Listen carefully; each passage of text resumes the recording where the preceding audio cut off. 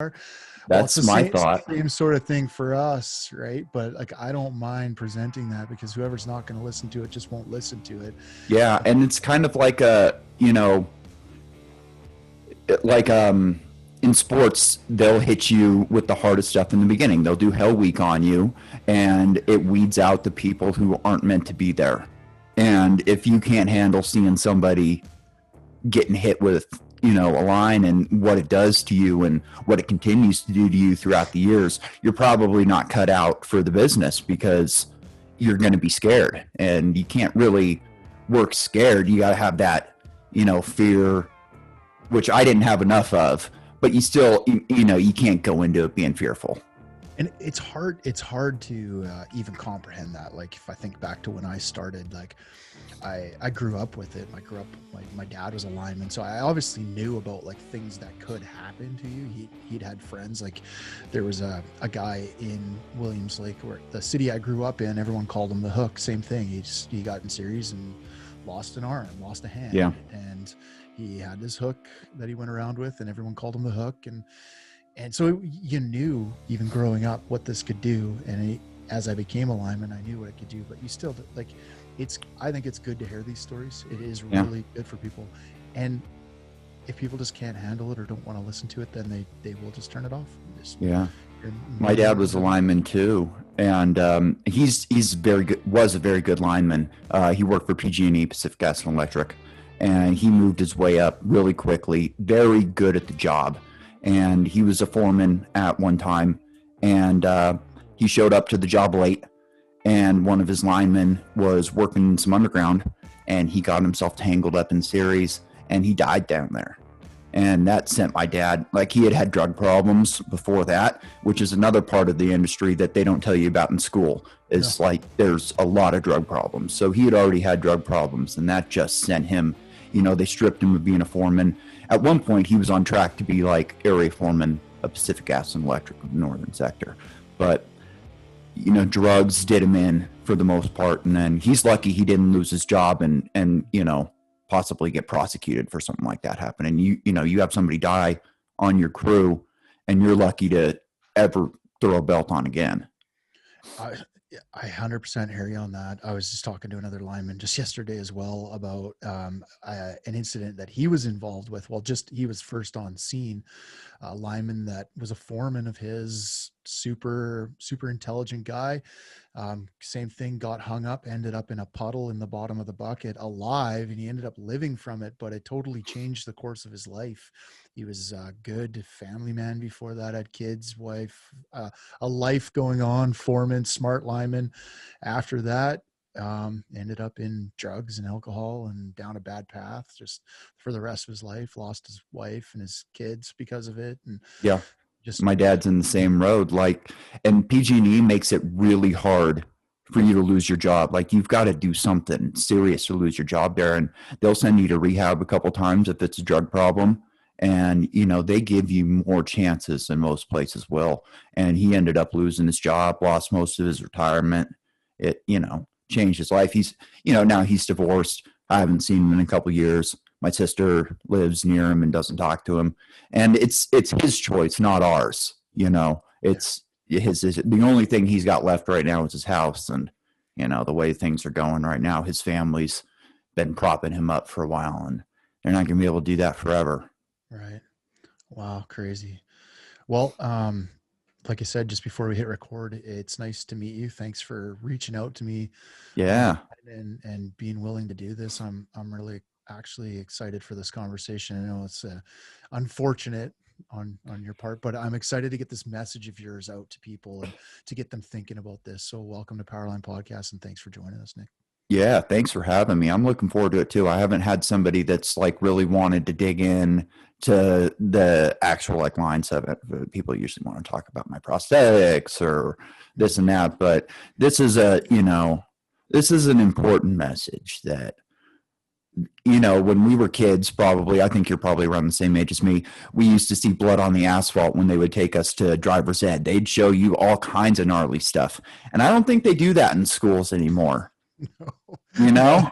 No, I don't think they're allowed to do any of that now. The world's getting No, pissed off for that shit for sure. exactly. But blood on the asphalt, that was some gnarly stuff. Yeah. And that's kind of, the sad reality of line work, that there's going to be blood on the lines also. In my case, I didn't actually touch the lines, but I got hit, Yeah. I was just and talking to Alan Drew yesterday. I just had Alan Drew on the podcast yesterday.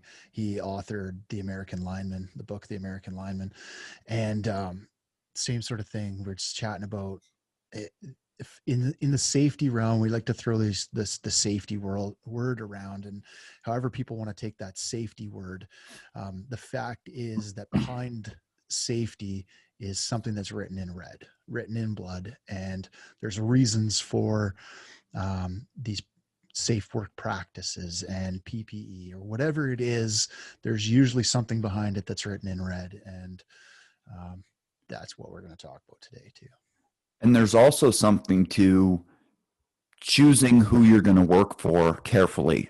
When I went through school, I went to Northwest Line College, and I was 28 years old. So I'm a good, 8 to 10 years older than the majority of the people. There's a couple guys there older for than sure. me. You're seasoned in it. Yeah. Exactly. And being a guy who I was, that age, and I grew up racing motocross, so I was a really competitive guy. And after I raced motocross for like, I don't know, 15, 20 years, I ended up going pro for a few years, and I lived in Southern California. So I was just bartending and practicing and going to the gym and doing races. So when I quit, I needed something competitive, and I ended up getting into drugs like a lot of people do after motocross. And that kind of filled the void for a while. But in the end, I got into line work after a few more years of bartending and getting clean from drugs.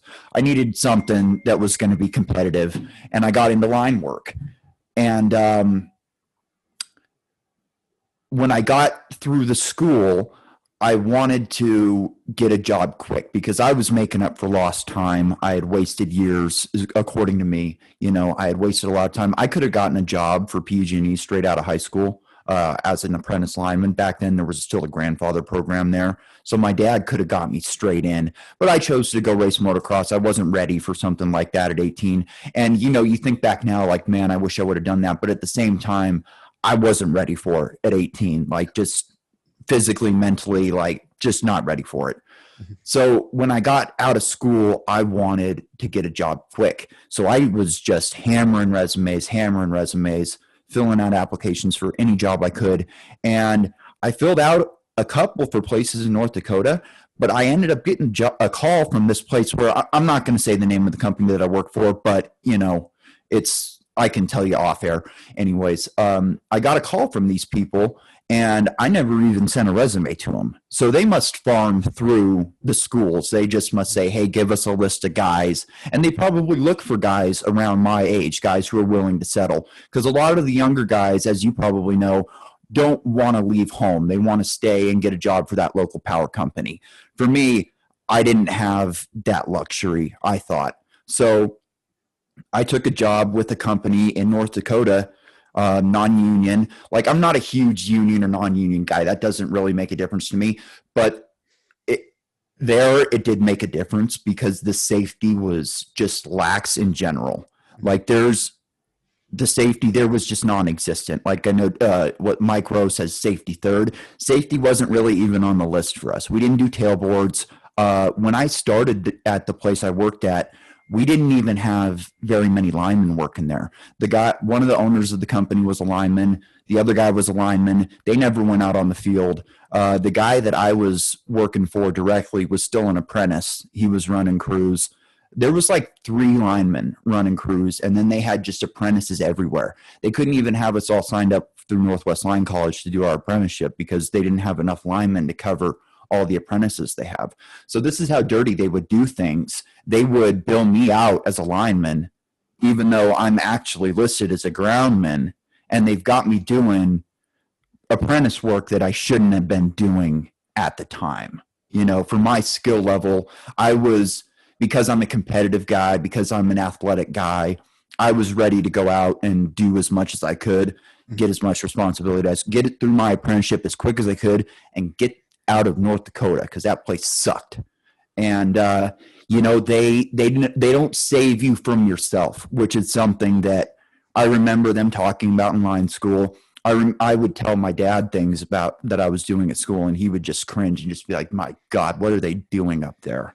You know, and it's something that you don't really you get caught up in what you're doing, and maybe you don't look at things as closely as you should. At least that was with me. I didn't look at things as close as I should. There was instances that completely horrifying, unsafe thing happened. So here's a story. One day we're working, and we're moving a wire reel from an empty reel. We're loading a new one onto a new trailer, and we're set up. The guy who set up underneath a live line. And the last thing I remember, I'm working on the ground, another guy's working on the ground. I say to this guy, live line's over your head. And the guy that I'm saying this to had been working there for a few years. He was a higher step apprentice. He had the most experience of the guys working around us. And he just boomed around right into 14.4. I'm standing 2 or 3 feet away from the outriggers, big blue flames. It gave the whop noise. And one of my buddies was just inches away from grabbing the receiver hitch. And this was just a few months away from my accident, even less than that. And I remember telling myself, like I was talking to my ex-wife, who was my wife at the time. I was telling her, hey, this is like the 3rd time this guy's fucked up. And if they don't fire this guy, I'm just going to quit. And I'll go bartend again for a little while until I find something else. Cause I'm not going to, deal with this. And they fired the guy, and I continued working, You bring up a good point about being selective on who you work for. And I would have to agree with you that especially the most vulnerable, especially are the new guys, young guys, like guys just busting into the trade, are new in experience plus in years. They're new, like they're less in years as well, and just life experiences and that ability to say, you know what, like this doesn't seem right, because they're so eager and grateful to have that position, have that opportunity, have that job. They need it, and they're just eager to learn and do things, or they just don't even know what they're looking at or what they're doing, like, and they're putting full faith and trust in that leader or that other person that they're coming onto their crew to have control and the know-how and be that professional in what they're doing. So I like what you're saying about being selective with who you're working for. And even if you have that gut feeling, like this just, I don't know, like something feels off. Like, I don't know what it is, cause I don't have that experience, but like, I just don't feel good about this. Yep. Like listen to that. Yeah, absolutely. I wish I had. Like, we were so eager to be there and so willing to work that we were making less than the people making tacos at Taco John's. I mean, North Dakota was gold rush, and I'm making like $14 an hour, we worked 15 days on, 6 days off. And a lot of the time they flew us, like the company was based in Idaho.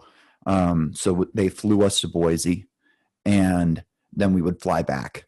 And then a lot of the times we ended up driving, which was an absolute nightmare. But we were working, minimum 12 hours a day. We started at 7, and we would get chewed out, and we would have to be sorting through garbage in the yard if we got back before 7. So most of the time we were working, 18-hour days, 16-hour days. There's a lot of light there in the summertime. And in the wintertime, we just worked in the dark. We'd put lights up, and sometimes we would work until 2:00 in the morning. It'd be -40. And, you had to do it. We had a day, we were working right off the river. There's a big old river up there. And I don't remember. I think it's the Missouri River, but I don't remember for sure. And we're working right off this river, and we were supposed to stop working at -40 if the core temperature got to -40, because at that point, they're worried about people dying out there. So the wind's blowing right at us across this river at about 20 or 30 miles an hour, and we're doing a hot set. And, if we're taking, I think we had like 8 houses off while we're doing this hot set. If we were to take the power off, and if we take them out, we're killing people. They're going to die. I mean, there's no way around it. So we have to finish that hot set. So we get a call up, 3:00 in the afternoon, and this is an 8-hour hot set, because at -40, you go up in the bucket for 20-30 minutes and you got to come right back down and sit in the truck. Same thing with the guy operating the line truck. You just can't physically do it for all that long, especially up there in the bucket when you're wearing hot gloves. You just can't do it. You got to have multiple sets of gloves on the dashboard. You got to come down there, sit for a few minutes. So we're talking 12-hour hot set here for one pull, single phase pull sometimes. I think this was a 3-phase pull, but they give us a call and say, hey, we're at -45 right now at the shop. You guys need to come in and go. It's a whole lot colder than that out here, but what are we going to do? We got to finish this thing, and that's just what you got to do. And you're doing this with apprentices, just apprentices? We had a guy who hadn't passed his test yet as a full-blown lineman. He was running the bucket. I was running the line truck. Unreal. And then we had other guys who were, just not even really apprentices working on the ground. Unreal. So it's the blind leading the blind, No kidding. Wow. That's unbelievable. Let's just back up for 2 secs and let everyone know a little bit about your back history, like where you're from.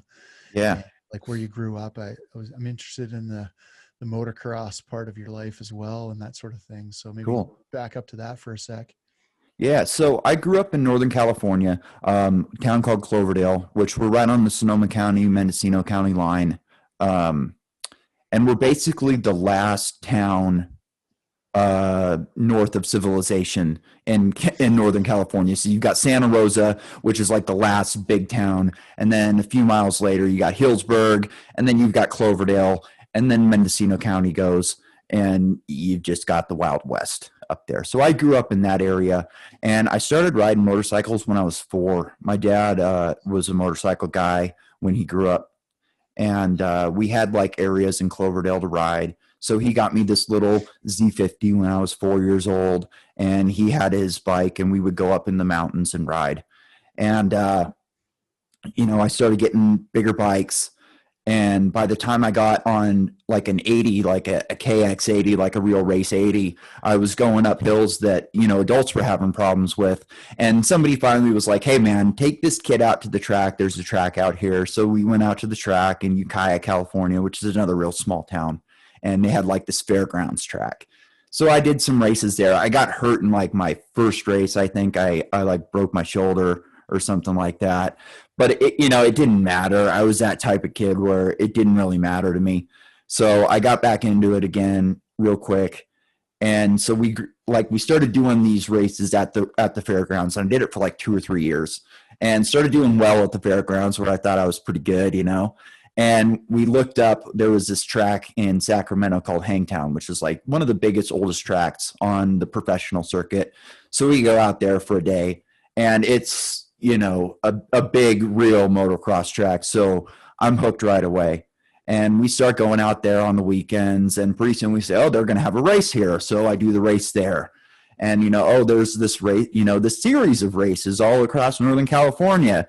So within like a year, we had a motorhome, and we're loading up the trailer every weekend, and we're going to a different track. So like Friday, me, my dad, my mom, my sister, we'd load up into the motorhome, and we'd hit the track.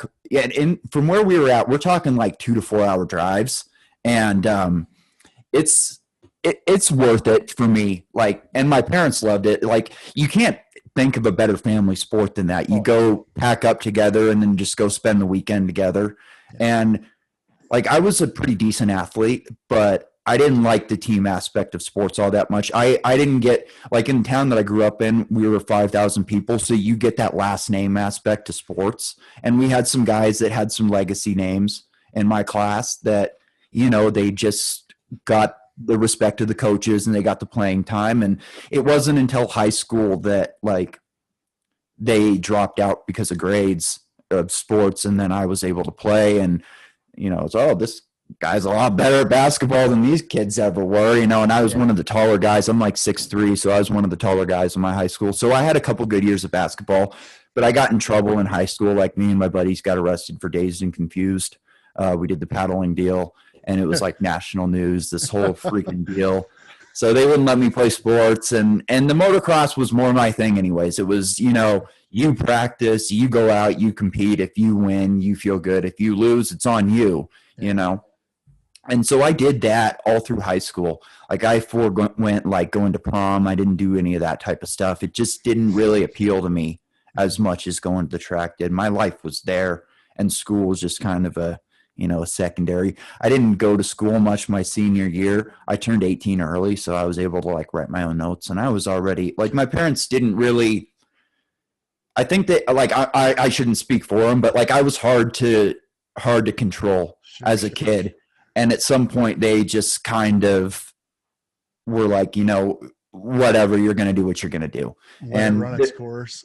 Yeah. There was no like thought of me going to college or anything like that. That wasn't the type of guy that I was. So there was no push to get great grades or anything like that. So I didn't do great in high school, and I didn't really participate in all that much. I did the parties on the weekends when I was in town. We had the Russian River going through our town, so we had the nice kegers on the river and stuff like that. We had a great, like, my high school, I graduated in 2004, but it could have been 94, and you wouldn't really have noticed much of the difference. Like, sure. Phones weren't that big then. We did the same type of things that my parents did in high school. It was just the same deal. So we had like 1 foot in the new age and 1 foot in the old age. So I participated in the things that I liked, and then I didn't in the things that I wasn't really into. Yeah.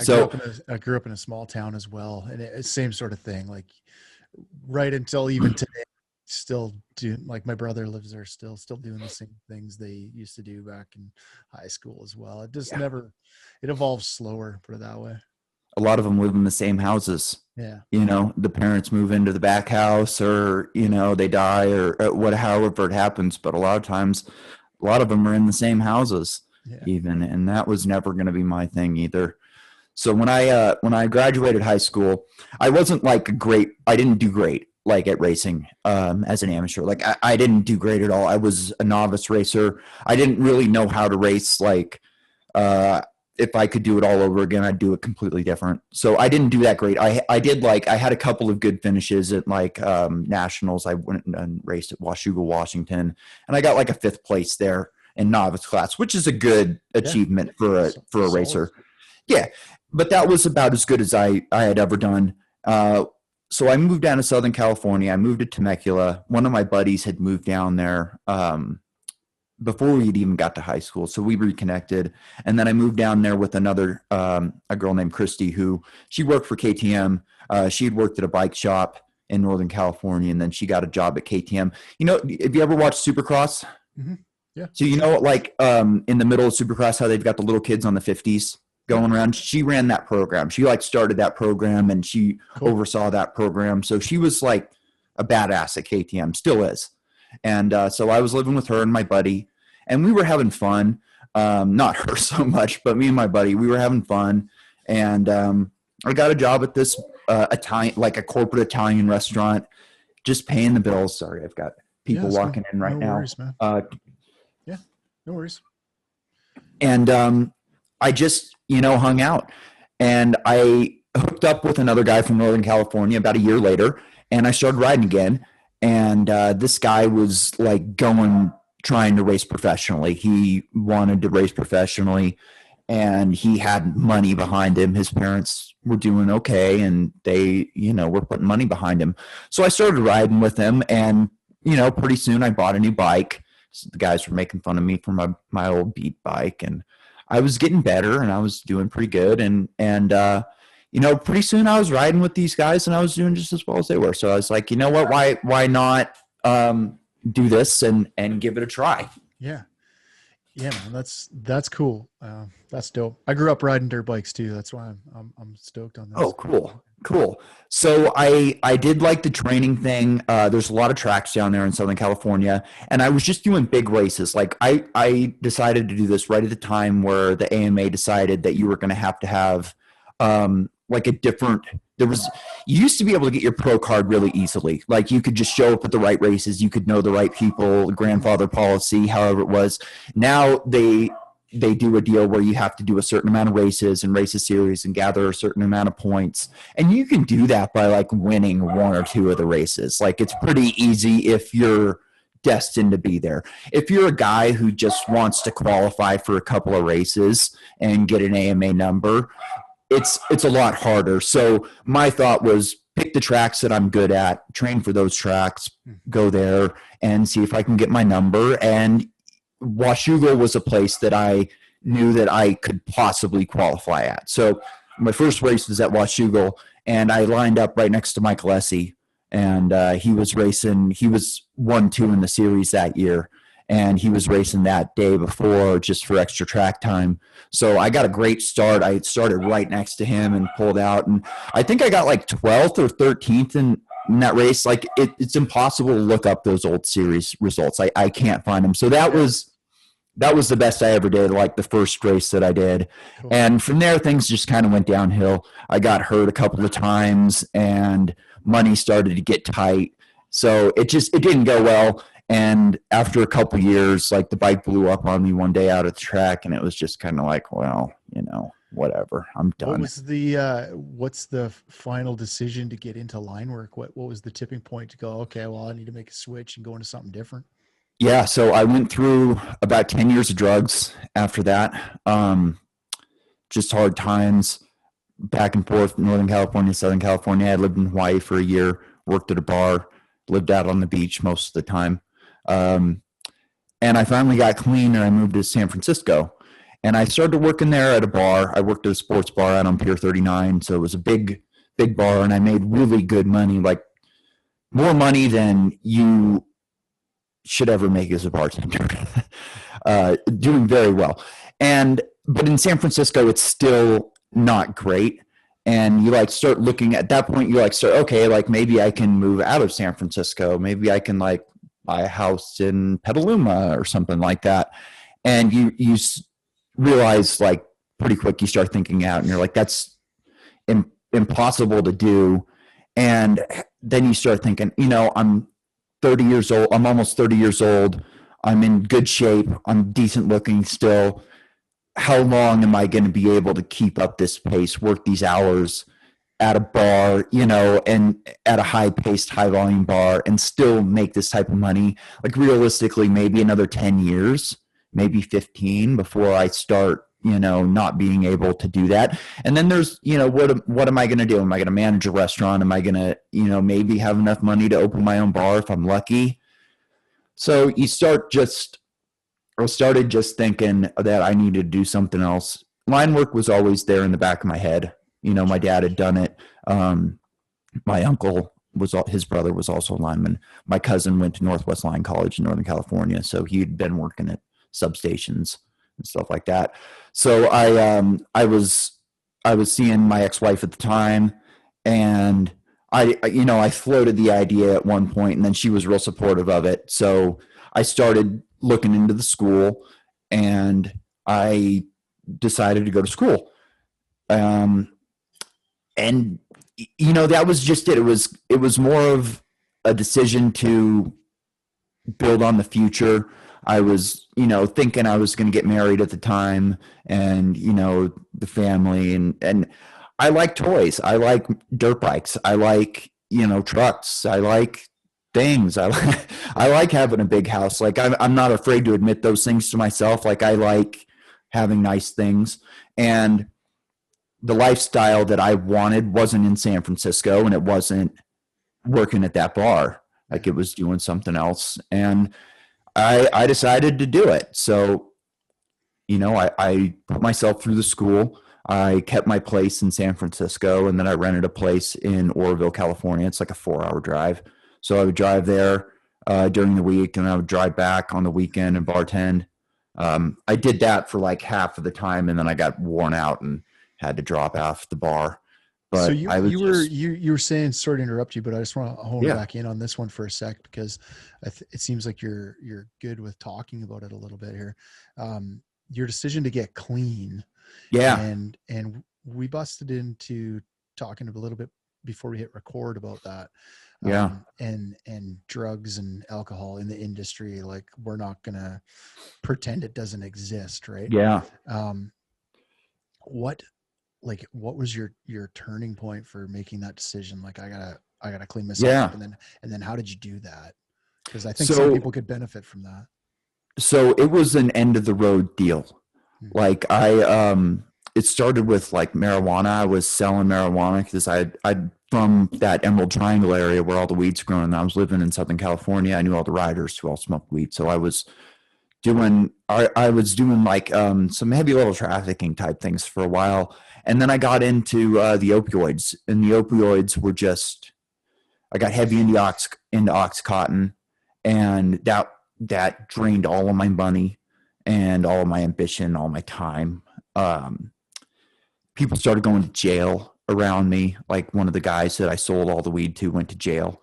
Um, I lost a lot of money in that deal. That was a huge blow to me financially, and just like the stress level that these type of things bring to you just make you use more, because it's just insanely difficult. I mean, when you're dealing with, 30, 40, 50, $60,000 of other people's money, and then you lose some of it and you got to make it back. And these are people that you don't want that you would never want to be associated with, you know, you don't want to owe them those kind of money, that kind of money. And so it wears on you.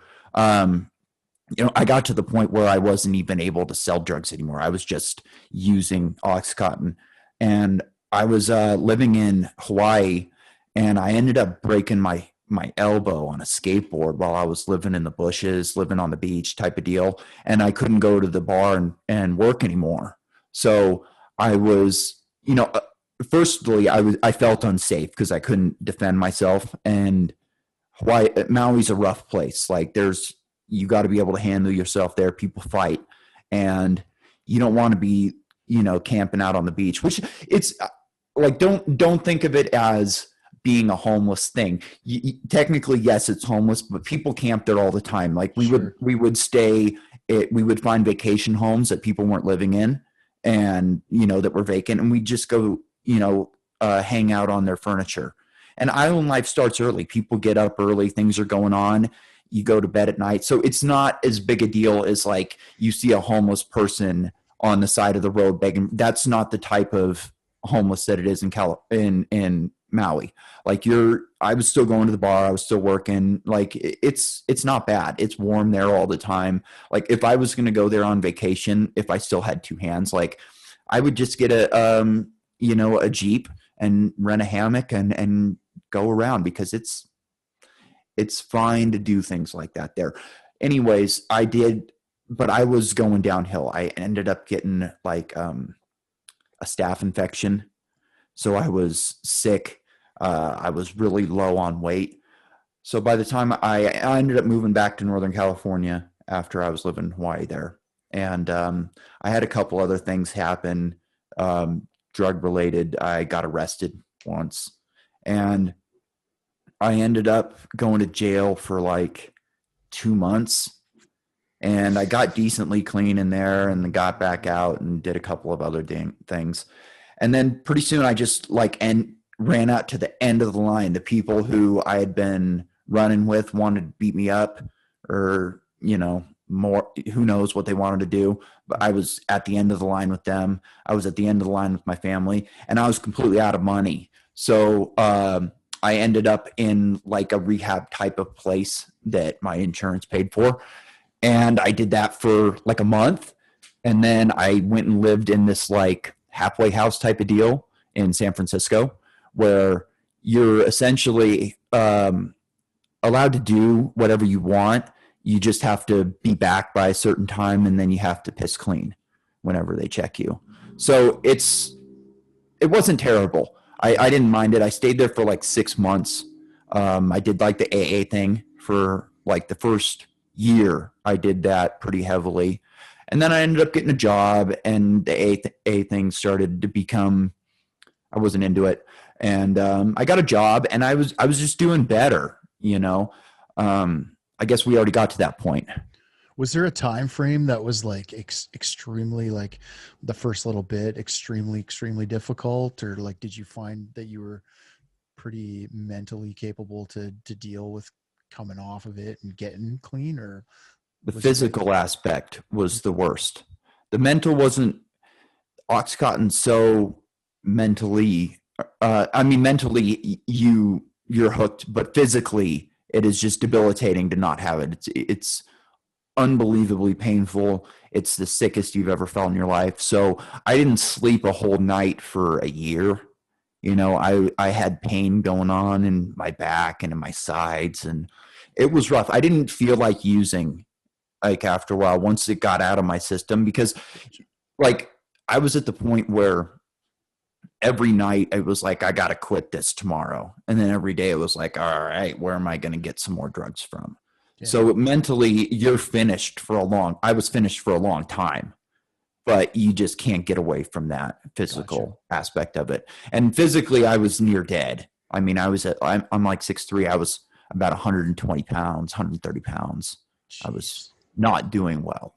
And so it was these places you were staying at that helped you then physically get through that, or like what? They didn't do anything to help me physically. It was just time. It's just It all just you. takes time. When Wow. you take opioids for that long, it takes time to clear your system. It's just, there's nothing anybody can do about it. You can try and, hydrate and stuff like that, but it takes time. Your mind takes time to rewire. You think differently. Your emotions are dampened, so you have emotional highs and lows. Sure.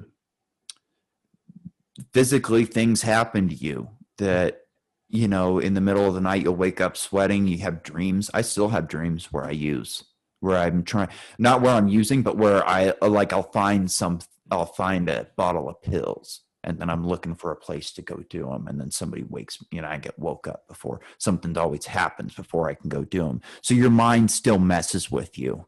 Sure. It's a weird thing. Amazing. Well, good for you for being able to move past that. It's amazing part of your story. Even that in itself is an amazing part of your story, man.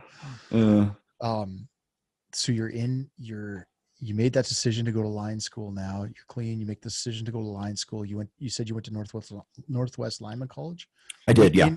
in California. Yes. Yeah. Cool. How was that experience for you? I loved it. I got along. I like the crew atmosphere. That was something that I always liked. You got that atmosphere with the track. It's, that was always the thing that I liked the best about it, was talking with the guys, just BSing in the break room, or just out in the yard. That was always my favorite. That's the part that I miss about it the most is, Yeah. I miss working with my crew. I miss talking with the guys. I miss razzing the guys. There was one guy that we all shit on all the time, that I miss that. I Yeah. miss that a lot. Yeah. Yeah. Yeah. The friendly digs, right? The Oh friendly, yeah. yeah. Yeah. It's like being in sports, really. Like, and that's actually the part of team sports that I was similar to you. I played team sports growing up. I played ice hockey. And I really enjoyed the team vibe and the community that has, but I always enjoyed the actual physical part of sports being more solo than part of a team. Like I guess it must be the control aspect of it or something. You just feel like you have more personal control rather than relying on a team. And Yeah. it's similar in line work. It's very similar in line work. I really enjoy that team, that brotherhood, that bond that line work Yeah. brings, but also But I being able to also just, like being able to see something that mhm, somebody else didn't see. That was there. And like, don't like, just because the place that I worked for was a nightmare doesn't mean that the guys weren't for great, sure. and it doesn't mean that they didn't know their shit. Hmm. They were forced to learn. And one of the things he would always do with me, and this is one of the things that I miss is we would go right before a new job, and he would say, we would be building we would be we did a lot of replacing existing infrastructure. So we were upgrading the system because North Dakota is just a nightmare. So we would look at the old line, and he'd say, okay, how do you think we should do this? Where do you want to run the new line? Where should we set, how should we run our travelers up here? Where do you want to do this? And I'd say, okay, here, here, here, and here. And he'd say, yeah, that'd work. And what about this? Or sometimes I get it right, sometimes I wouldn't. But I liked being able to look at something and see what you were going to do before you were going to do it, and just figure that out, and then that's an aspect of a good leader too, as well. I found that too. The best guys I ever learned from would force you to describe how to do something. Like, okay, we're set up here. How would you do it? And they'd sit there and listen to you, and then walk you through how it should be done after you messed up. Yep. And then another guy, one of the other guys that I worked for was a little bit in the opposite way. He would kind of just go out and handle business because he was fast. He was really good at his job. He's a great lineman right now for a different company. And you were expected to keep up with him. You were expected to know what he was going to do before he was going to do it. And if you didn't, he was coming down on you hard. And he came down on the guys that he liked and who he saw, something in. If he didn't like you, you wouldn't even be working with him, know. Yeah. But he would come down on you hard if you didn't know what he needed next or what was going to happen next. If you didn't know where you were, you were expected to set the truck up in the right way for him to be on the next pull. He wasn't going to tell you how to do that. You were expected to know it. And if you didn't know it, he was going to come down on you hard. That's a good point too. Like, that's a good, we often, because I know those guys you're talking about. I got a couple in my mind, exactly those guys. They're all sprinkled all throughout line work, but they're also full throttle. They're also the people I learned a lot from too, like a ton from, because when you're expected to know these things that you're expected to know, and you mess it up, they're going to point it out, and they're going to point it out in front of everybody. And so you're not going to do it that way the next time. Like, and that's going to be ammo for a week. Yeah. Good point.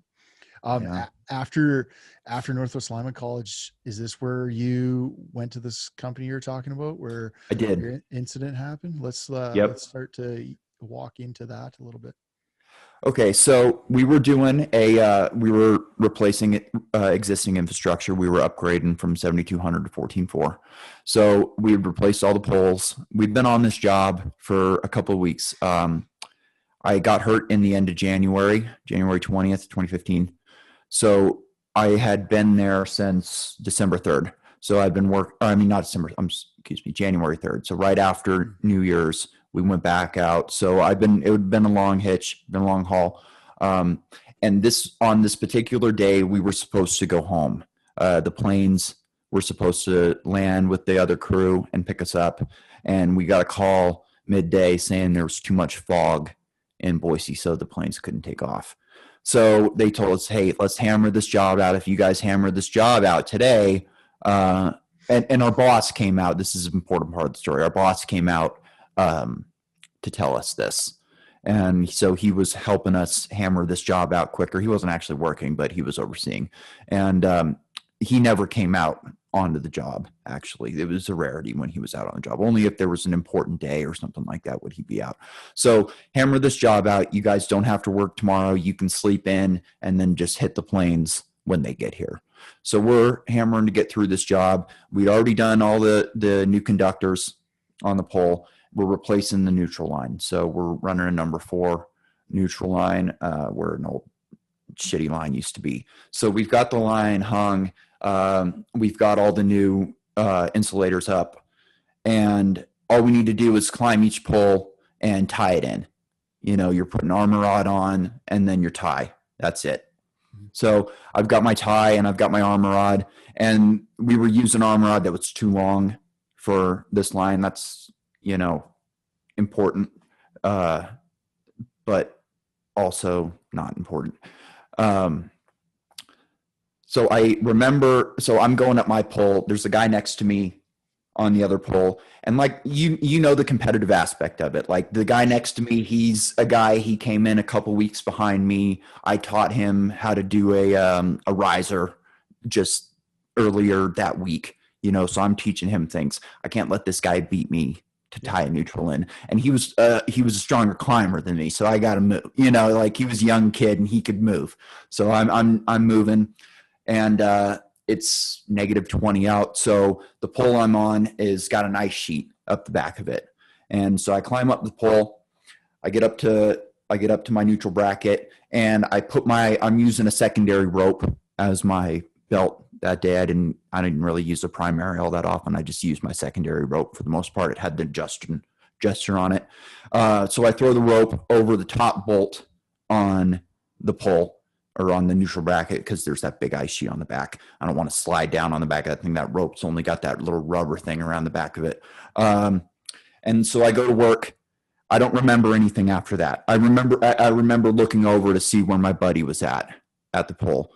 After that, everything goes blank, and I wake up a couple of minutes later looking at the sky, thinking that I had fallen. I go to like reach down to the ground to try and get up, and nothing works. And I kind of deduced real quick what had happened, and I start yelling. I was in more pain than you could ever imagine. This was 14.4 that I got hit with, and I couldn't move. So I'm yelling. My buddy Aaron is about a quarter mile up on a different pole in an old bucket truck. So he, you know, hears what's going on, and he comes down off of the pole, drives down, sets up, and we didn't do a single pole top rescue practice the entire time I'd worked there. I hadn't done one since school, and he did the fastest pole top rescue I've ever seen anybody do. He brought that bucket up underneath me.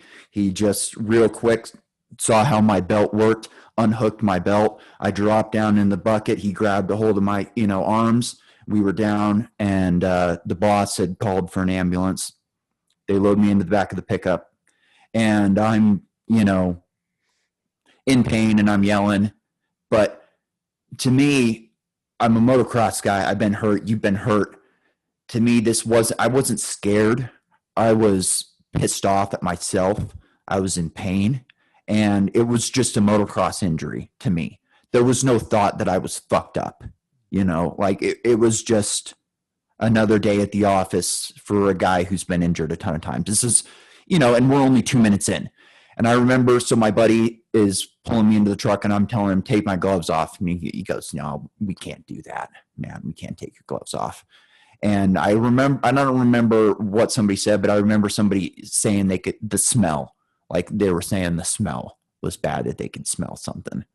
And so they load me into the pickup, and we start driving full speed. Boss is freaking out, and, just trying to keep me calm. And the whole way we're driving, I'm apologizing to him for making a mistake. I'm asking him not to fire me. I'm yelling, I'm just angry at myself that I had just spent all this money on winter gear, on moving, on all of these things. I just gotten a new apartment in Boise. I'm engaged. I'm supposed to get married in a couple months. I'm pissed off at myself, and he's just trying to keep me calm. So we end up meeting up with the ambulance, and the ambulance takes me to it's like an urgent care center, a place that it's not a hospital. Like we're out in the Wild West out there. There's no hospital. So they take me to this urgent care center. The guy that's working on me, the EMT, is the son of the head of the power company that we are contracted by. So everybody knew right away what had happened. Like, this is, this is not a good, this is bad for everyone involved. This is just all kinds of bad for everybody. So everybody knew right away. The head of the power company's down there, I think at some point. The the owners of my company are down there. And the guy, my boss who was out there on the job site, he may have saved my life that day. Him being there, him knowing what to do when somebody gets electrocuted like that, knowing not to give me fluids, he probably saved my life.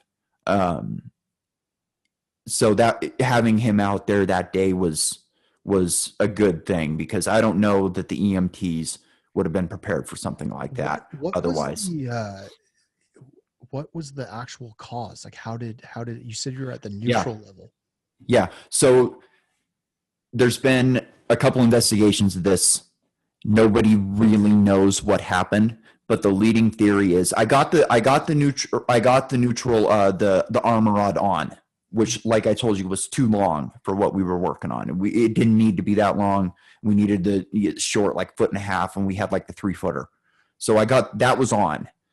The tie was never found, and there was a scar on the line. So their theory is that I hit that I was too high. There's nobody really knows what happened. The line that we were working on was a heavy amperage line. We had just had a couple of days ago, we had to switch out we had regular fused switches in it, and we had to put blades in. So we're out there taking these switches out, and we put the jumpers on, and we pulled this jumper, and the biggest arc I have ever seen came off this jumper. My buddy had his whole 6-foot pull out, and he ended up having to, I don't remember how he got rid of it, but it was the biggest arc I'd ever seen coming off of that line. And it was because there was a pump station on that line, an oil line. Mm-hmm. And it was just had a lot of load on it. It had like one house and this compressor station for this oil line. So there was a lot of load on it. There hasn't been like an independent investigation. They just kind of found that nobody was in the wrong and it was an accident. So you're in this little facility that's not a hospital. It's just like a midway point. Yeah. What's happening there at the time?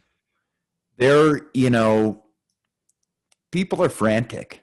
Like there's a guy keeping me calm for the most part. And I'm starting to get doped up at this point pretty decent. Like they're giving me, I'm telling them, hey, I was, an opioid addict. You got to dope me up right now. Like you need to give me some drugs or I'm, gonna die essentially. Like you need to give me a lot of drugs. So they ended up giving me a lot of drugs. So I'm pretty doped up. But from my memory, what happened is they brought a doctor in from as close as they could, probably Williston. And so this doctor shows up and his job was to keep me stable. So he keeps me stable. They put me on a helicopter. They fly me down to, I believe, Fargo on the helicopter. And then they put me on an airplane. That doctor stays with me. And they fly to Utah. So I went to the University of Utah's burn center. And they handed me off over there. I go into this burn center. I go straight into surgery. And I don't remember anything after. I don't even remember going on the second helicopter. So this is just the story at this point. So they bring me directly into surgery. At this point, my entire family is on the way to go and see me at the hospital. So the doctor gets into me. He cuts me open real good. I don't know if you saw the picture of my arm on Instagram. It's on there, but they did a fillet on both of my arms because I had 5th-degree burns on both of my hands, on both my arms. So when I got hit, I was holding on to the neutral hand line with my left hand. So all of the load went to my left hand. And then when the recloser released me, I still had a charge in my body and everything discharged to a bolt on the pole near my leg. So I've got a big hole the size of about half a grapefruit on my right leg. So that's how it discharged. So electricity burns you from the inside out. So they did fasciotomies is what they're called. They just filleted my arms and tried to cut away all the burn tissue. And so the doctor gets out of surgery and calls my mom up to ask her if he can amputate my left hand. And she's on an airplane, so she can't answer. So he leaves his hand as is. I get out of surgery. I don't remember much from the hospital at this point. Like my hand wasn't, it wasn't as bad in the beginning. So they had me doing physical therapy, and I was playing video games as physical therapy with both hands. And since electricity just keeps burning you from the inside out over time, every day, like I had what was called wound vacs. So they would put a sponge inside of my arms where the open wounds were, and they would, I can actually show you, I don't know if you can see those scars Yeah. on my arm. So that was all open. So they would pack that with sponge, and then they would wrap saran wrap type of stuff around it, and then they would hook a vacuum up to it, and it would suck all the nasty crap out of it every day. And then every couple of days they would take me in for a surgery, and they would scrape out all the dead tissue. And every day every time they did that, my hands got worse. Sure. And finally the doctor, the burn doctor says, this is beyond my capabilities, and I need to have a plastic surgeon come in and work on you. So at that point, like I remember going into that surgery, my aunt was there with me at the time, and I remember her telling her, like, this is bad, like something bad's going to happen. I'm not going to be okay after this one. And when I got out of that surgery, my hand was shrunk up, my left hand, it was shrunk up like this, and it didn't have any muscle left. My arm was, all the tissue had been taken out of it and folded over, and I couldn't feel it at all. And I didn't see it even for a couple of days, but I couldn't feel either one of my hands because he had just destroyed both of my hands at that point. So I was in mitts in the hospital for like another couple of weeks. I couldn't even feel them at all. And after I got to the point where I could move, I have 100% mobility in my right hand, and I can feel most of it. It's almost as good as it could be. I'm missing some tissue in my thumb, but considering what happened, it's about as good as could be with my right hand. The doctor told me with my left, he said, hey, look, man, the hand's dead. There are such things as medical miracles. We see them all the time that we just can't explain. And nerves do regenerate for up to a year. So my advice to you is to take as much physical therapy as you possibly can and hope that hand comes back to life. And if it doesn't, we take it off. And essentially, you're going to want this mentally. You're going to want to know that you did everything you could to bring that hand back. Mm-hmm. So I went through all the physical therapy, and it just didn't come back. And after about a year, I kept like cutting it and burning it, and the hand turned into like baby skin because there was no nerves going to it anymore. And one day I was reeling in my hose in the backyard, and I was guided in, and I just melted the skin on my hand. And they start telling you, if you get an infection, you can die. You don't want to get staph, and you've already had a staph infection. You're susceptible to staph. Like, this isn't something you want to mess with. Like, let's cut the hand off. You get a hook, and you can get back out there on a motorcycle again, So I ended up having the amputation surgery. I got prosthetics, and unfortunately, life has not gone back to normal. Phantom limb pain is what they call it, has been a nightmare for me. My hand, even though it's gone, I can still feel it, and it's still that cramped up, messed up hand. So in the beginning, it wasn't that bad. And now I can't even really feel my fingers anymore. It's just all a big mitt of burning, tingling pain. What do they say that is? Like, how do they explain what that is? They can't. They can't. It's just one of those things where the brain can't recognize that the hand's gone. Call it the ghost in the machine. But it recognizes it as that, like that far, not like it used to be, but it actually recognizes it as this like crimped up. Yeah. As it was. They say that it recognizes, the body remembers the hand from the instant it was removed. So whatever position your hand was in, right, that's where it's going to be. Man, that's so strange. So if you lose it with a fist, you're kind of screwed because you're going to be cramped all the time. Like if you lose it like this and you have full mobility, that's a better place to lose it. For me, I had that cramped, nasty hand. Mm-hmm. So there's no way, like even if they would have taken it off in the first surgery, the hand would have been destroyed already. So it helps with like prosthetics because when you can grip. So my robotic prosthetic has electrodes inside of it that recognize muscle signals and then uses pattern recognition to discern which grip you're using. Okay. And it does the corresponding grip on the hand. So it'll do this when I do this with the bad hand, it'll do turn, and then it'll do this. So it can tell the difference between those 4 grips. And I don't have to be doing that. It can be any 4 different grips that I want. So. Okay. Go back into dealing with this, and you just have your hand amputated. Right to what point? Just below your elbow, or you still have your elbow? I still have my elbow. So it's right like above the wrist. Okay. So they do it there because that way you have more leverage with a prosthetic.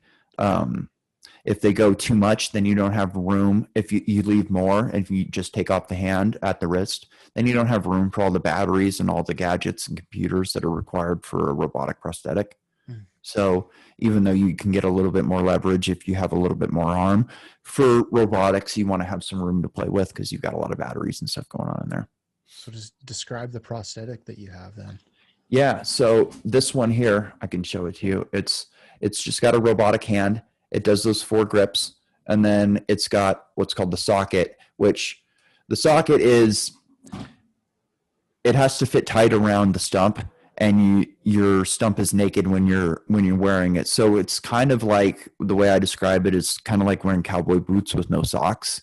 Gotcha. So it's not there. It's never going to be comfortable. That's a really great description, actually. Yeah. Like I got the visual. Yeah. It's just, it is what it is. The hook is a better deal. So hooks they're essentially the same as they were back in the day. It goes around my stump, and then I have a sling that goes over my right arm, and I pull and it opens the hook.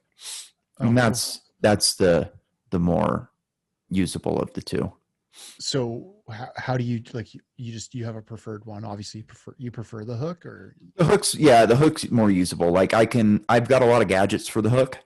So I've got a deal that hooks up to my motorcycle. So this little connector on the bottom, it just hooks up to a 20 millimeter bolt. So anything you can weld to a 20 millimeter bolt, you can hook up to the end of the hook with just a little quick release. So it makes it pretty easy. Yeah. Makes it feel a little as normal as it can feel then. Yeah. Okay, so go back for a second to having it removed. How did you cope and deal with that once it happened? I don't know. I mean, I guess.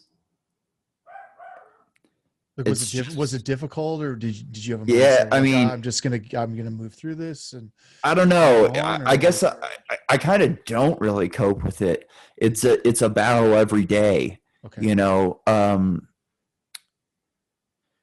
seeing things that you might. So I was driving today and I saw a rope swing going over a bridge, and I just looked at that and I thought, I don't think I'll ever be able to do a rope swing again, and that's a sad thought. Like, I'm only 35 years, I'm going to be 35 next week. Like, that's a sad thought to think that I can't ever do a rope swing again, So it's something you just got to deal with, it's just part of life now. Nobody really gives you any breaks for it. You just got it. I'm doing school right now because workers' comp's got me going through school. So they've got me doing a business degree.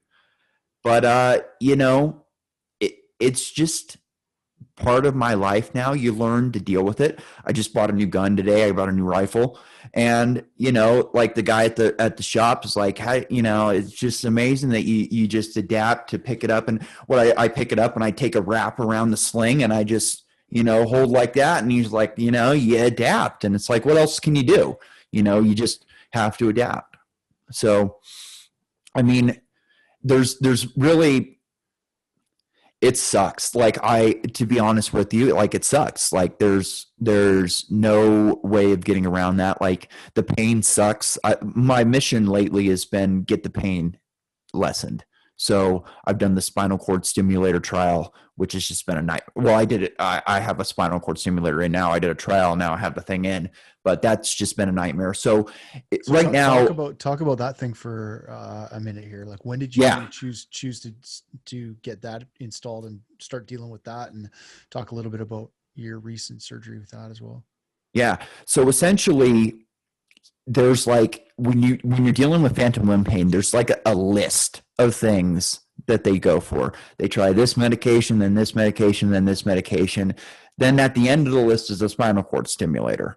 And I've gone through the entire list, and it's interesting, like because of my history, nobody wants to prescribe me pain medication. So they'll just take one look at me and go, oh, there's a chance that you'll get addicted to pain medication. It's like, well, you know, Yeah. come on here. What are we talking about? I'm missing a hand here. I remember I had a doctor. I was trying to score drugs from a doctor one time, and he told me, come back when you're missing a limb. And I was like, hey, now these freaking doctors, it's, this opioid crisis thing. The people that it hurts the most are the people that need the pain medication, because they just make it an absolute nightmare for you. So I was at the end of the line. There's nothing else to do. Like, I've taken all the meds. I've tried all the doctors. Like, there was nothing else to do, and the pain freaking sucks. It's bad.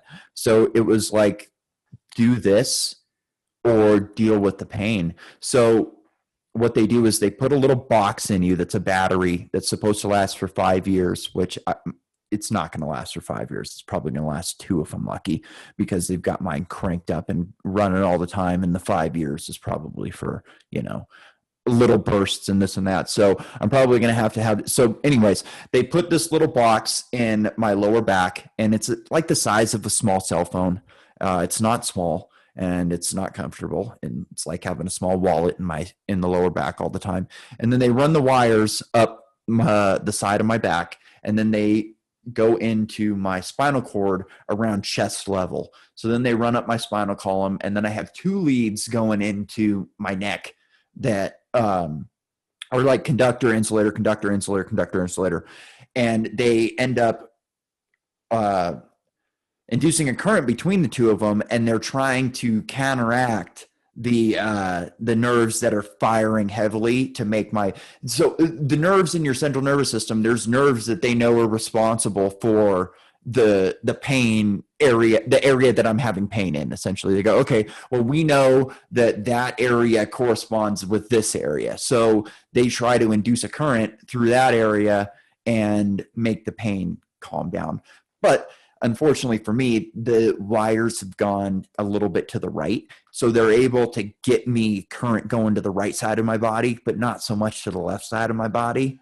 And the things are jostling around in there. So every time I move a little bit to the right or to the left, if I move my neck wrong, I get electrocuted down into my arms. So it's been a nightmare. So they're talking now that they're going to have to go in and do what they're calling an anchor. And that's supposed to be a rougher surgery than this last one. So this last one was not fun. They make it sound like it's a whole lot easier than it actually is. Man, I don't have any similar relating story to this. Not many people do. I feel so bad for you. I just really hope that this begins to help. Like, yeah, me too. It's crazy. Like you say, you can't even relate to it. Most people can't. And because not very many people live through things like this, so doctors don't even really study this kind of stuff. I found out that the guy who's like the leading expert in high level electrocutions isn't even a doctor. He's like an electrical engineer. He just understands electricity and I don't know, like he's the leading expert. Like if you're going to do a court case, like he's the man you want to get, which is crazy. mm-hmm. Do you have other issues within your body unrelated to the arm and the hand? Your left Oh hand? yeah. I mean, my entire body got electrocuted, so I have memory issues. Like my brain completely rewired itself. So like the brain is really malleable, and when it gets damaged, it'll rewire itself, and the pathways that are damaged, they'll either repair those pathways, or new pathways may uh you know take over and replace those old pathways. So you start to think differently. And I remember a doctor telling me about this, and he's like, yeah, don't struggle, just kind of let things go, and you're going to be confused for a while, and you're not, your memory's going to be messed up, but just kind of roll with it, and things will calm down in a year or two. And so it's been a life-changing experience. I don't see things in the same way that I did. I'm a completely different person now than I was before in a lot of ways. So it's been. Have you like chosen? I listen to a lot of like Jocko's podcasts. I don't know if you're familiar with him, and he talks about having like, especially when you come home from overseas or something like that, or if you've been injured like yourself, like in the military, being injured, and choose like finding another mission. It Yes. sounds like you're taking business school. Is that like something that you chose? You got an ambition no, for business no, at all? Or no, I don't. So it's something that workers' comp, it's a process with workers' comp. You go through the medical process, and then you go through the retraining process. It like they do a 5-year deal. They'll say after 5 years, we need to move on. You need to be retrained, or you need to go back to work. So my 5-year time hit right as COVID started. So, and also I haven't really gotten the pain taken care of yet. So my thought was, I essentially I'd like to work for Northwest Line College or Idaho Power or something like that, doing, I don't know what. I know that I can be an asset to them, either one of those places, in some way or form. Like I think the school I would get the most out of. I think I would enjoy working for the school the most. So I would eventually like to do something like that. But at that time, it was like, okay, the pain is bad right now still. I'm not getting a doctor to be able to give me any pain meds, so I have a hard time getting out of bed in the morning. If I go try and get a job from Northwest Line College right now, I'm going to blow it. Mm-hmm. So I'm going to have to go bartend or something like that. And that's not going to cut it with my mortgage. Like I've got a mortgage to pay, so I can't really just go into a crap job right now. So I decided to do the school thing, and then COVID hit right after that. So it was like, oh, I'm definitely not going to go try and get a new job right now. So it's kind of a thing that I'm going through it. I'm doing fine in it. And if I finish, great. That'll be something to add to my resume. If I don't, and I can get a job that I like before that, if I get this pain controlled, and I don't get the pain controlled, and I just know that once I know that this is going to be it, and I just got to deal with it, then that's another thing. Right now I'm still looking at, getting this treatment improved.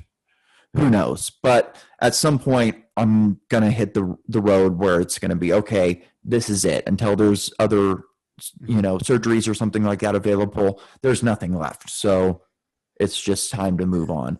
So if that point comes and it's, I don't know. I'm trying not to. Every time I make plans, something happens. I blow my hand off. What's your interest? Like you're still riding bikes. Obviously, you think about starting a bike shop or something like little and local like that, or lots of bike shops around here. I mean, small businesses are just failing around here. For sure. Right bike shops they're not getting bikes they're not even getting bikes in right now. It's impossible for them. I think a lot of the market's going to switch to used bikes right now because the bikes are so good. I think you're right. I think it has actually. COVID kind of killed that. And why do you need a shop to buy a bike at this point? You know what bike you want to buy. Yeah. I can order it online. I don't see the need for bike shops anymore.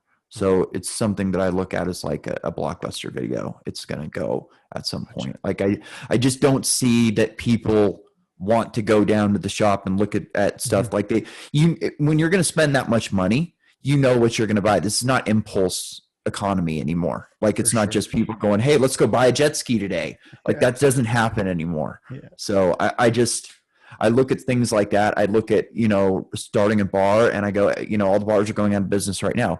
Maybe in a couple of years, that'll mean that there's an opportunity for new businesses. Maybe it won't, So I'm trying not to, like I said, every time I make plans, like a Sure. long-term goal, I end up screwing it up somehow. I end up blowing my hand off, So I'm right now, it's just, I got math homework to do after this.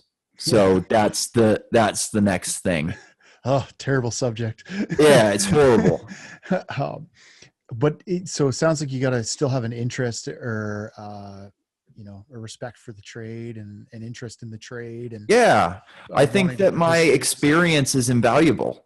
Mm-hmm. I don't have a lot of experience in the field. Sure. I didn't get far in my apprenticeship. I got like 15 to 1800 hours in, like that's not a ton of time. Like it's not enough time to where I can tell people how to do the job. Like I don't know that, For sure. but my experience is definitely invaluable in some way. Like, I think the school, like you said, blood on the asphalt, maybe the school doesn't want that all the time. Maybe that's just something they want, once a semester. But I don't know. My skills and my experience are going to be invaluable in some way. I just need to figure out which way that is, and hopefully, when the time's right, I'll do that. What are you doing to get your mind off of things? Like, is biking still something like you're trying to get out and do quite a bit of? And like, Not as much yet. It's been a process to get all the things in place to do that. Like, I've got a street bike back there. Yep. I'll be riding that this year. Finally, I had to get a new clutch put in that, and so I'll be on that. I'll be on the dirt bike again soon. I've got a mountain bike that I ride. I do a lot of stuff in the house. Like, I like movies and shows. I listen to a lot of podcasts, watch a lot of podcasts, whatever it is. I like learning a lot. The school stuff is completely boring to me. But, I've learned a lot about a lot of things since, like, I haven't wasted this time, this 5 years sitting at home injured. I mean, I discovered podcasts in, like, I don't know, 2017, I think, or something like that. And that changed my life in a positive way, for sure. That's going awesome. from one to another, learning Podcasts are great. Like they're like, especially if you like to learn and read and listen to things like through your ear. Like, I've said this on a number of podcasts. I have a slight, I don't read very well. I don't read very fast. So Me neither. books, like consuming books with my eyeballs, it just takes too long. I get bored. I like doing different things all at once. So I love the ability to throw a podcast on. And a lot of times, if they're interviewing an author of the book, you get the whole book in that 2-hour interview. They go through the whole thing. And if I'm super interested in it and I want to deep dive into it, I'll go buy the audiobook or get the audiobook. Yeah, me too. I'm a big audiobook guy. Crank that out. And yeah. I've always I'm a big science fiction guy. I like science fiction a lot. So I listen to science fiction audiobooks. And what you got recommendations for guys on podcasts or books or anything like that? Oh, podcasts. Let's see. I like Tim Dillon. He's one of my favorite. I like him. He's a good one. Hardcore Histories, a fun one for I just stuff. Started getting into that, and man, it's good. Yeah. It's good. Yeah, it's fun. I listen to a lot of the comedy ones, but I listen to like a lot of political ones too. I don't want to give any recommendations on that. I won't. I don't want to put my foot into that that pool. That's all right. We don't go to politics on this show.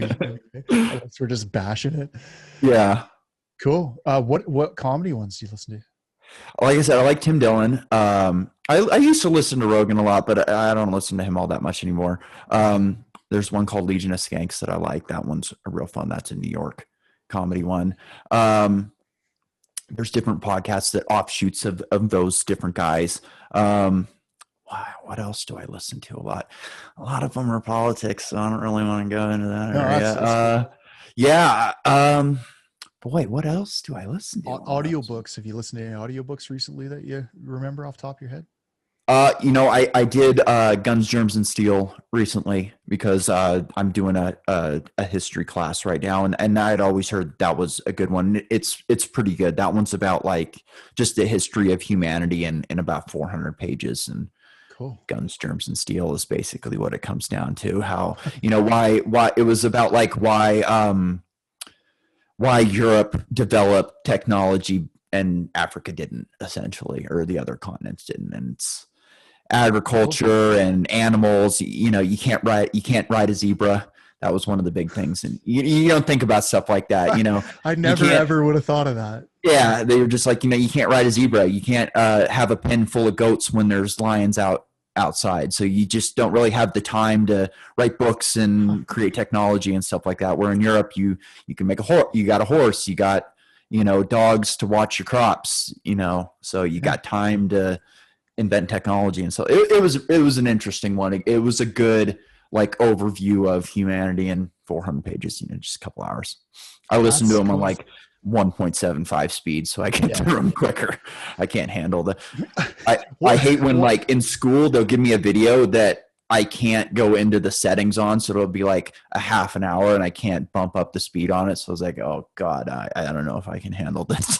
Right? I just discovered that too. Well, not just discovered it, but I used to listen to audiobooks in cassette tape form. Like I used to have a Volkswagen Jetta, and I'd travel a lot for school, and I'd pull them out at the library. Like I'm dating myself here, but I go rent them at the library, and I put them in and listen to them. But yeah, now since technology's improved a lot, you can hit that 1.75 speed and consume shit like that. It's awesome. Yeah. Like once you discover it, you can't go back. Discover it. No, yeah, there's just no going back. So it's just, it sounds like they're in slow-mo, and it's just like, boy, like, come on, pick up your pace a little bit here. Yeah. Cool. Well, Nick, I appreciate you taking the time, spending it with us today, telling your story. Amazing story. Keep me posted on it. And if you ever need anything from the group, Powerline Podcast, socials, anything like that, just let us know. Thank you, man. I appreciate it. Thanks for having me on. It was a fun time. I like, it's good to get the whole story out of me. I usually go through parts of it, but doing the whole thing, it takes a while to get through. So, well, it's cool. It's neat. It must be neat for you to be able to speak to the actual audience that you came from, and not just like you were saying before, talking about prosthetics or talking about pieces of your story, but being able to talk about the whole thing to the actual audience that and I just hope that like young guys, I know now that podcasts are popular, I can imagine that guys are going to get into school and they're going to look for anything they can to learn more about the trade. And the podcasts are going to be a big thing for them. I would imagine that a lot of young linemen who just get into the trade are going to listen to this show, and I hope that they get something out of it. I hope, if I could tell you anything, it would be to slow down. Just slow down. Think about what you're doing. It's not the end of the world if you don't get the first job. Go back to that bartending job. Go back to that whatever job, and don't be afraid to move. There's a big world out there. You can go somewhere else and you might love it, but just be safe and slow down and don't end up like me. That's great advice. It's podcasting is really cool. And it's beginning to reach like a lot of people. I've been pouring a lot into this podcast, and it's starting to really reflect in the world. I just opened up chartable.com yesterday, and I didn't even realize this website existed, but then you can put in your podcast and it'll tell you where it ranks in Apple Podcasts. Oh, really? Yeah, it's chartable.com, and that's cool. Powerline Podcast, and I discovered that Powerline Podcast is number 58 in the careers sector in United States, and number 61 in Canada under career. Well, that's awesome. Under the careers category. It's amazing. And it should be higher because it's one of the best careers you can get. Yeah, and well, it's being discovered. That's what I'm realizing, and just with the people I'm starting to interact with, whether it's on Instagram or YouTube or TikTok, that the people that are finding it for the first time, or the people that are just beginning into it, or the ones that have been there for years, um, it's really starting to become something amazing, and it's all because of this platform, because of podcasting, that we're able to reach these people. So We need to um, get you hooked up with Mike Rowe, yeah, the Dirty Jobs guy. I that mean, would be that would be, amazing. He's always pushing work and hard work, and I know he's out there doing a lot of podcasts right now. I saw him on a podcast just the other day. So I should maybe I'll that find would him on be. social, and You just should. DM him, see what happens. You should. I mean, it can't hurt, right? No, no, But not at yeah, all. it's you have a great show. I've been listening to it for a couple weeks. I've listened to a few episodes now, and you do a great Thanks. interview. I was excited to come on because wanted to get this done. So Well, thanks again, I, man. I I appreciate it. appreciate you being on, man. Thanks. All right, see ya.